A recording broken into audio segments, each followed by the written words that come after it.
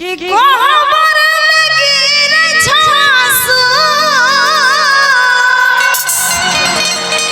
एक गर्लफ्रेंड अपने बॉयफ्रेंड से कहती है, उसका शादी हो जाता है, वो ससुराल में जाके जब कॉल करती है अपने हस्बैंड के फोन से तो कहती है बेचारी रो रो के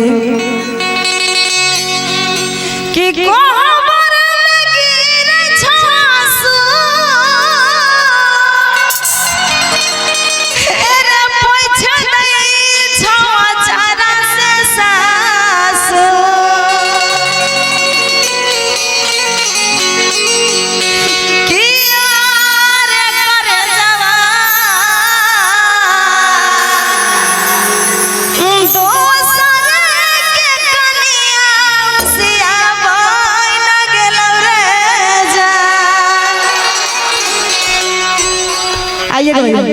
कि कोहबर लगी रे छासू, पूछ दई छवा चारा से सासू।